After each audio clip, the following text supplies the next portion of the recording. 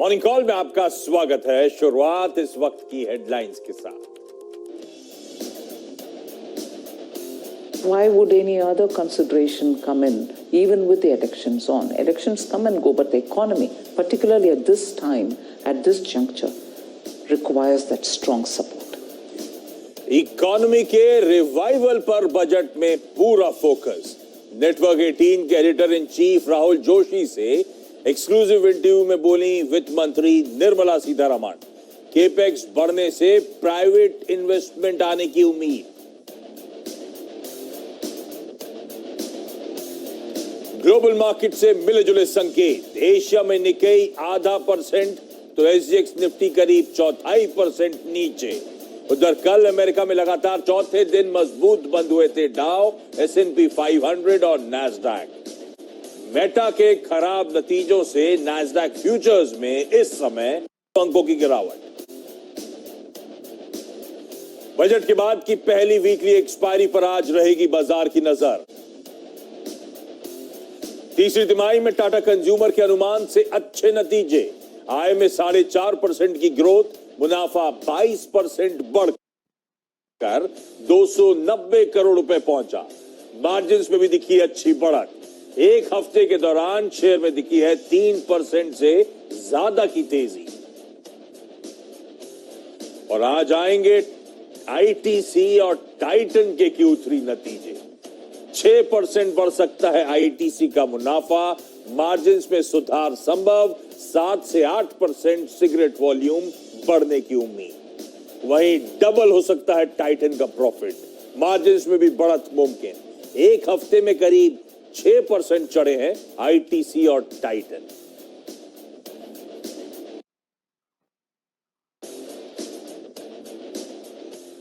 चलिए, गुरुवार की सुबह तो आज है वीकली ऑप्शंस एक्सपायरी का दिन।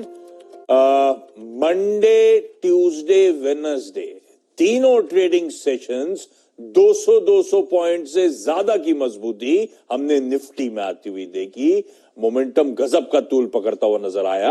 इनफैक्ट 25 जनवरी की लास्ट वीक के जो लोज थे 16,838, 40 के, वहां से अब ऑलमोस्ट 1000 पॉइंट की जबरदस्त रैली हमने भारतीय बाजारों में आती देख ली। इन पिछले 5-6 ट्रेडिंग सेशंस में इस तरह का उछाल, इस तरह का बढ़िया मोमेंटम बनता हुआ। आज इंपॉर्टेंट दिन, एक तो वीकली ऑप्शंस एक्सपायरी, ऊपर से आज आईटीसी और साथ में टाइटन के रिजल्ट्स। उसके अलावा 9 वायदा बाजार की और कंपनीज अपने तिमाही रिजल्ट्स घोषित करेंगी और जोड़ दीजिए इसमें बहुत सारे इंपॉर्टेंट कैश मार्केट के नंबर्स।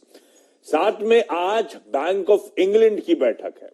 एक सेकेंड रेट हाइक शायद 2 महीने से कम की समय सीमा में आपको वहां इन स्पैन ऑफ 2 मंथ्स एक और रेट हाइक का एंटिसिपेशन लगा के स्ट्रीट बैठी है।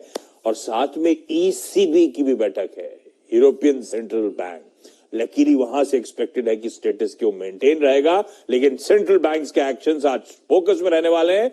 और चाइना, हांगकांग, वियतनाम खत्म ही नहीं हो रहा है। आज भी छुट्टी पे ये लोग आपको नजर आएंगे, तो एशियन बहुत सारे मार्केट्स आज फिर बंद होंगे। चलिए, लेकिन आज के सेशन के क्यू पे नजर डाल लीजिए।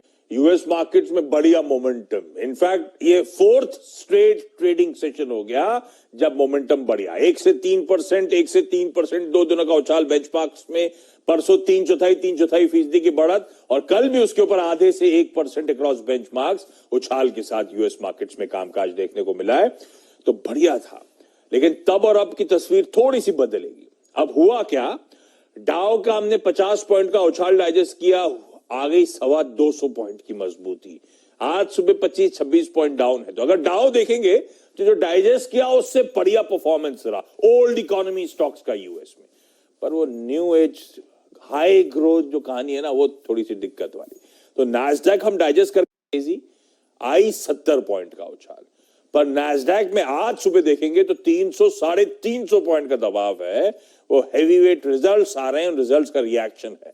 फेसबुक कहिए, मेटा कहिए, उसके नंबर्स आए थे और उसके बाद वो नैस्डैक फ्यूचर्स स्लिप होते हुए इस समय आपको नजर आएंगे। बाकी हमारे अभी अच्छी तेजी के बाद आज काफी दिनों बाद सैडली दिख रहा है 1/4% का दबाव। हल्की सुस्ती, हल्की कमजोरी के साथ आज हम अपने सेशन की एक्सपायरी के दिन शुरुआत करेंगे।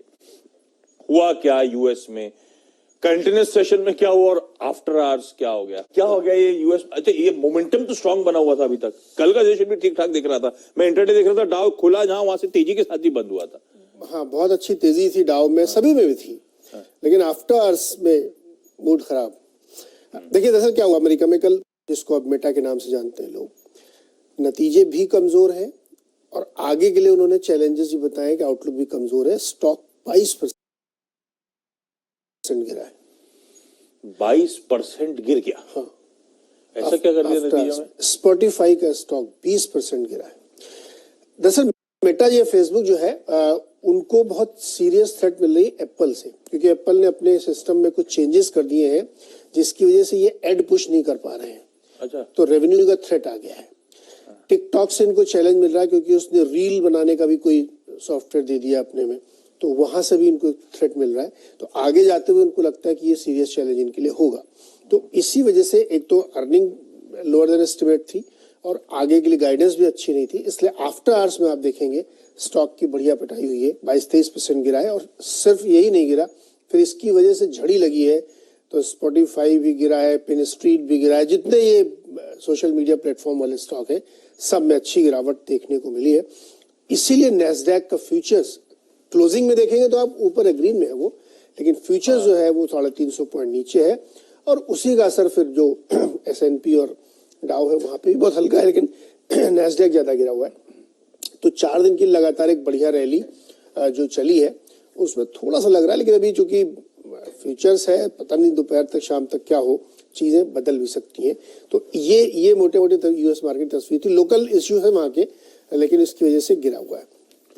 ओपेक में क्या हुआ कल, डिसीजन हुआ कि 4 लाख बैरल का प्रोडक्शन कंटिन्यू हो रहा है मार्च तक का। अभी भी जारी रखा है ये एग्जैक्टली सेम। अच्छा, कंटिन्यू रहेगा, बढ़ाते रहेंगे। उसी को उन्होंने कंटिन्यू कर दिया। एक्सपेक्टेशन ये थी कि ये फैसला अप्रैल 2020 के बाद का है कि इतना इतना बढ़ाते रहेंगे, लेकिन इसकी वजह से डिमांड पूरी नहीं हो रही। तो एक्सपेक्टेशन थी कि ज्यादा करेंगे, 6 लाख 8 लाख तक करेंगे, उन्होंने 4 पे स्टिक रखा है।